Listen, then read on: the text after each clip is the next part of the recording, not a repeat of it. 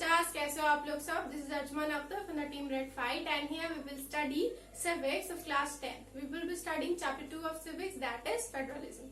What we have studied in the previous video, बच्चों हमने previous video में क्या देखा था? डिसेंट्रलाइजेशन इन इंडिया होने के बाद एक थर्ड टियर ऑफ गवर्नमेंट बनी थी, जिसमें कि हमने देखा था कि ग्रामीण क्षेत्र में गवर्नमेंट कैसे बनती है। इससे प्रीवियस वीडियो में हमने रूरल लोकल गवर्नमेंट देखा था। आज हम लोग देखेंगे कि शहरी क्षेत्र में गवर्नमेंट कैसे रन करती है।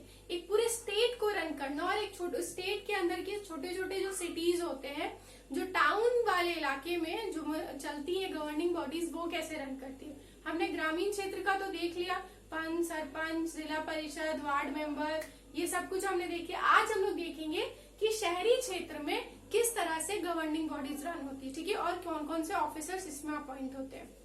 So let's get started. जो गवर्निंग बॉडीज अर्बन एरियाज में चलती है वो मेनली दो टाइप्स की होती है। एक होती है म्युनिसिपल कॉर्पोरेशन, सेकेंड होती है municipal council, that is called municipality. आप लोग मेनली म्युनिसिपैलिटी के नाम से जानते हो ना, लेकिन उसे म्युनिसिपल काउंसिल कहा जाता है। तो पहला है municipal corporation and the second is municipality. और अगर आप रैंक वाइज भी देखो तो म्युनिसिपैलिटी का रैंक ज्यादा है और म्युनिसिपल कॉर्पोरेशन का रैंक ज्यादा है और म्युनिसिपैलिटी का rank compare to municipal corporation कम होता है, ठीक है। दोनों में डिफरेंस क्या है ये मैं आप लोगों को बताती हूँ। जितने भी लार्ज सिटीज होते हैं, ठीक है, लार्ज और बिग सिटीज में होने वाली गवर्निंग म्युनिसिपल कॉर्पोरेशन के अंडर होती है, लेकिन अदर देन दैट बाकी जितने भी अदर्स टाउन्स में जितनी भी सिटीज में गवर्निंग बॉडीज चलती है, एक्सेप्ट मेट्रोपॉलिटन सिटीज को छोड़ के बाकी जितनी भी सिटीज में गवर्निंग बॉडीज चलती है वो म्युनिसिपैलिटी के अंडर आती है, ठीक है। तो ये इसका डिफरेंस है। तो चलो देखते हैं म्युनिसिपल कॉर्पोरेशन है क्या। It is the highest institution among the urban local bodies. Urban local bodies मतलब शहरी क्षेत्र में होने वाली जितनी भी गवर्निंग बॉडीज है उसमें म्युनिसिपल कॉर्पोरेशन की सबसे हाईएस्ट रैंकिंग बॉडी है।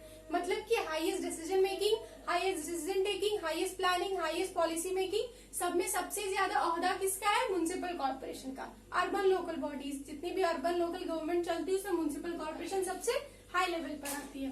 It is set up by a special law pass by the state legislature. Municipal corporation को किसी भी जिला परिषद, किसी वार्ड मेंबर, किसी ग्राम सभा नहीं चुनती है। जैसे ग्राम पंचायत जो है वो ग्राम सभा फॉर्म करती है, लेकिन म्युनिसिपल कॉर्पोरेशन जो फॉर्म होता है they are form by a special law, जो किसकी तरफ से पास होता है? स्टेट लेजिस्लेटिव की तरफ से। मतलब कि स्टेट की जो ऑर्डर मेकिंग, स्टेट में जो ऑर्डर्स फॉर्म करते, जो पॉलिसी बनाते हैं, उन लोगों ने म्युनिसिपल कॉर्पोरेशन वाला टर्म फॉर्म किया। लेकिन जो म्युनिसिपल कॉर्पोरेशन के मेंबर्स होते हैं वो कैसे इलेक्ट होते हैं? Members are elected directly on the basis of adult franchise. Municipal corporation के जितने मेंबर्स होते हैं they are elected by a principle, जो कि एडल्ट फ्रेंचाइज वाला प्रिंसिपल। आप लोग सबको पता है एडल्ट फ्रेंचाइज वाला प्रिंसिपल क्या होता है। Under this principle everybody has a right to vote. बस एक ही कंडीशन है, वो अबव द एज ऑफ 21 होना चाहिए, फिर चाहे वो किसी भी कास्ट, किसी भी जगह, किसी भी नेशन का हो, उसे वोटिंग राइट्स मिलती है। तो अडल्ट फ्रेंचाइज के तहत वोटिंग राइट्स होती है और फिर उसके द्वारा म्युनिसिपल कॉर्पोरेशन के मेंबर्स को चुना जाता है, ठीक है। The area under municipal corporation, this M.C means बच्चों municipal corporation, municipal and corporation. जितना भी एरिया म्युनिसिपल कॉर्पोरेशन के अंदर आता है, बहुत बड़ा एरिया है। अब उस एरिया को एक बार में परफेक्टली गवर्न करना तो मुमकिन नहीं है, इट इज नॉट पॉसिबल।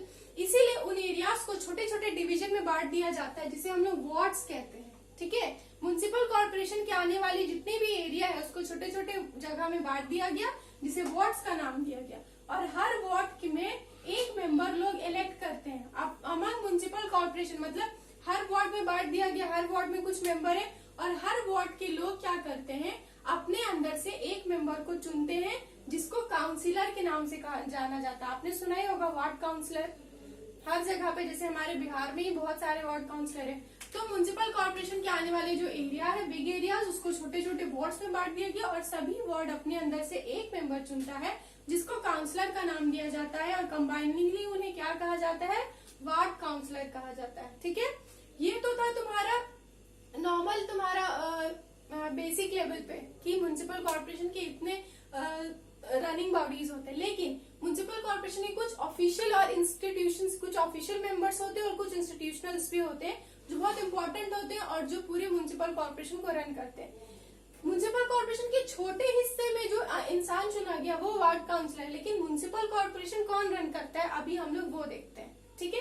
तो सब ऑफिशियल्स, सबसे पहले म्युनिसिपल कॉर्पोरेशन के जो चेयरमैन होते हैं उन्हें मेयर कहा जाता है। हर म्युनिसिपल कॉर्पोरेशन का एक चेयरमैन होता है जिसे मेयर का नाम दिया जाता है, ठीक है। इस मेयर को कौन चुनता है? Members of municipal corporation. Municipal corporation के मेंबर्स जितने होते हैं वो खुद में ही अपने में से एक मेयर चुनते हैं। इलेक्शन होता है और उनमें से एक मेयर चुनाता है, ठीक है। मतलब कि आपने अपना नाम मेयर के हिस्से में डाला तो म्युनिसिपल कॉर्पोरेशन के अंदर, म्युनिसिपल कॉर्पोरेशन में इलेक्टेड जितने भी मेंबर्स हैं वो खुद में ही इलेक्शन करके एक मेयर को चुनते हैं, ठीक है। ये हो गया फर्स्ट वन। इसके बाद एक और मेंबर क्या होता है? मेंबर ये क्या है, इनकी कुछ रनिंग प्लान्स होती है, मतलब कितने साल ये काम करेंगे, मेनली 5 साल। लेकिन ये टाइम सेट क्या होता है? Bye the state government. इनकी जो रूलिंग टाइम सेट है मेयर की वो bye the state government set रहती है, ठीक है। और इनके पास सबसे ज्यादा हायर अथॉरिटी होती है। ये क्या करते हैं? कंडक्ट करते हैं म्युनिसिपल कॉर्पोरेशन की सारे मीटिंग्स को, और उसमें होने वाले सारे जितने भी डेवलपमेंट्स है, जितने भी इम्प्लीमेंटेशन है वो किसके अंडर मेंटेनेंस में होता है? मेयर के अंडर होता है, ठीक है। लेकिन he is the first, he is considered as the first person of the city. किसी भी सिटी का सबसे पहला इंसान कौन कंसिडर किया जाता है? वहां का मेयर। लेकिन अगर वहां के मेयर नहीं है तो उससे रिलेटेड जितनी भी मीटिंग्स होंगी म्युनिसिपल कॉर्पोरेशन से रिलेटेड, उस मीटिंग को कौन अटेंड करेगा? डिप्यूटी मेयर, ठीक है। उसमें क्या चुना जाता है? Deputy mayor. और डिप्यूटी मेयर को कौन चुनता है? वो भी मेंबर्स ऑफ म्युनिसिपल कॉर्पोरेशन ही चुनते हैं। अपना पहले एक मेयर चुनेंगे, फिर एक डिप्यूटी मेयर चुनेंगे, कि अगर मेयर ना हो तो उनकी एब्सेंस में जो वर्किंग करेगा, जो मीटिंग्स का सारा निर्धारण करेगा, वो कौन होगा? Deputy mayor. समझ आया यहाँ तक? नेक्स्ट होते हैं एग्जीक्यूटिव ऑफिसर, ठीक है। हर म्युनिसिपल कॉर्पोरेशन में एक एग्जीक्यूटिव ऑफिसर होता है जिसे कि चुना जाता है बाय द स्टेट गवर्नमेंट। जिसे कौन चुनता है? स्टेट गवर्नमेंट चुनता है। म्युनिसिपल कॉर्पोरेशन के लोग नहीं चुनते, इसे डायरेक्टली स्टेट गवर्नमेंट के द्वारा इलेक्ट किया जाता है, जिसे नॉर्मली कहा जाता है कमिश्नर, म्युनिसिपल कमिश्नर कह सकते हो, ठीक है। ये कमिश्नर चुने जाते हैं, इन्हें कोई म्युनिसिपल कॉर्पोरेशन का मेंबर नहीं चुनेगा। ये जो म्युनिसिपल कमिश्नर है इन्हें कौन चुनते हैं? Bye the state government. और ये क्या करते हैं? डे टू डे एडमिनिस्ट्रेशन जो है म्युनिसिपल कॉर्पोरेशन की, वो सारा काम म्युनिसिपल कमिश्नर करता है, ठीक है। उस सारे डे टू डे एडमिनिस्ट्रेटिव का जितना भी काम म्युनिसिपल कॉर्पोरेशन का, उसका देखरेख एग्जीक्यूटिव ऑफिसर करेंगे, जिसे म्युनिसिपल कॉर्पोरेशन के लैंग्वेज में कहा जाता है म्युनिसिपल कमिश्नर, ठीक है। फिर आते हैं हमारे थर्ड ऑफिस पे, इंस्टीट्यूशन मान के चलो, वो है हमारा जनरल काउंसिल। एक और इसमें हिस्सा, एक और पार्ट है, इसके लेवल के बाद आते हैं जनरल काउंसिल। जनरल काउंसिल कौन बनाता है? Compose bye all the councillors and alderman.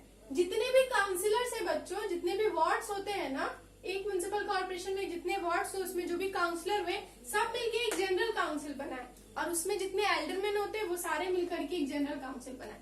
और जितनी भी फ्रेमिंग होती है किसी भी लॉ, किसी भी पॉलिसी, किसी भी डेवलपमेंट की, ठीक है, और उसका मेंटेनेंस, उसका देख रेख, वो सारा काम किसके अंडर होता है? जनरल काउंसिल के अंदर होता है। इसके भी मेंबर्स तो होस्ट म्युनिसिपल कॉर्पोरेशन के लोग ही चुनते हैं, except municipal commissioner. Municipal commissioner को छोड़ करके बाकी सभी मेंबर्स कौन चुनता है? म्युनिसिपल कॉर्पोरेशन के ही लोग चुनते हैं। लेकिन म्युनिसिपल कमिश्नर को स्टेट गवर्नमेंट चुनती है। पहले क्या होता था? म्युनिसिपल कमिश्नर को सेंट्रल गवर्नमेंट चुनती थी, लेकिन अब स्टेट गवर्नमेंट अपने म्युनिसिपल कमिश्नर को चुनती है। तो ये तो था म्युनिसिपल कॉर्पोरेशन का वर्किंग। अब हम लोग आते हैं उसके सेकेंड फॉर्म में, दैट इज म्युनिसिपल काउंसिल।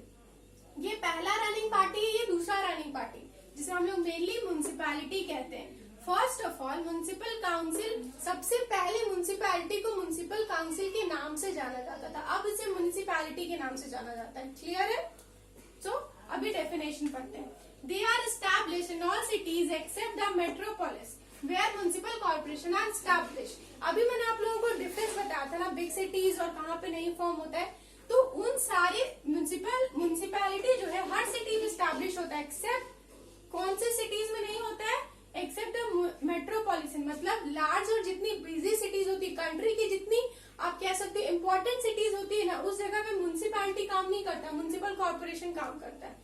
वो सारी सिटीज, मेट्रोपॉलिटन सिटीज जहाँ पे ऑलरेडी म्युनिसिपल कॉर्पोरेशन स्टैब्लिश है, वहां पर म्युनिसिपैलिटी काम नहीं करेगी, वहां पे म्युनिसिपैलिटी स्टैब्लिश नहीं होती है। समझ आ गया difference? Next, on the basis of population of a town the members are elected directly by the state government. Municipality के मेंबर्स को कौन चुनता है?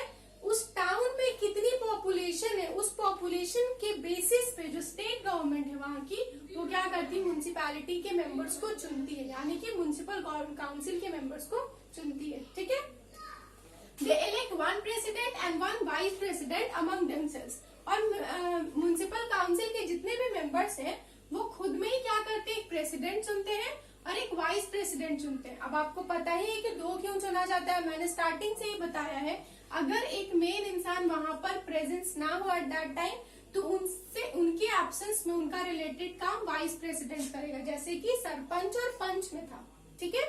तो इसमें हेड कौन होते हैं, प्रेसिडेंट होते हैं म्युनिसिपल काउंसिल के। लेकिन अगर म्युनिसिपैलिटी में प्रेसिडेंट अवेलेबल नहीं है तो उनका काम कौन करेगा, वाइस प्रेसिडेंट करेगा। और वो कैसे चुने जाते हैं, among the members of municipal council. In each municipal council they elect one executive officer. जैसे कि यहाँ एक एग्जीक्यूटिव ऑफिसर हुआ था जिसे हम लोग म्युनिसिपल कमिश्नर कहते हैं। म्युनिसिपल काउंसिल में भी एक एग्जीक्यूटिव ऑफिसर चुने जाता है जो डे टू डे एडमिनिस्ट्रेशन का काम करता है। डे टू डे एडमिनिस्ट्रेटिव का काम कौन करेगा, यहाँ पे एग्जीक्यूटिव ऑफिसर करेगा, ठीक है, ऑफ द स्टेट गवर्नमेंट। और ये किसके द्वारा चुने जाते हैं, ये जो एग्जीक्यूटिव ऑफिसर है ये भी स्टेट गवर्नमेंट के द्वारा चुने जाते हैं, इसे लोग नहीं चुनते, okay. Besides, municipal council have officers like health officer, sanitary inspector and engineer. और इसके बावजूद म्युनिसिपल काउंसिल के पास और कौन कौन से ऑफिसर्स होते हैं, हेल्थ ऑफिसर्स हो गए, सैनिटरी इंस्पेक्टर हो गए, इंजीनियर हो गए, इस तरह के जितने भी ऑफिसर्स है ये सारे म्युनिसिपल काउंसिल के मेंबर्स होते हैं, ठीक है।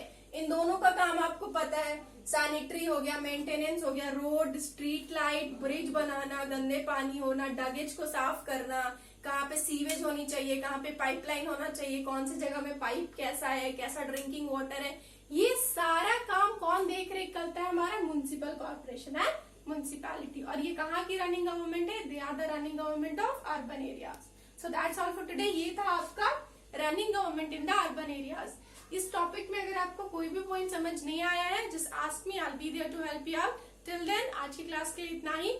आज आपका थ्योरी पार्ट पूरा खत्म होता है। आज आपका ये जो चैप्टर 2 है फेडरलिज्म, ये एंड होता है।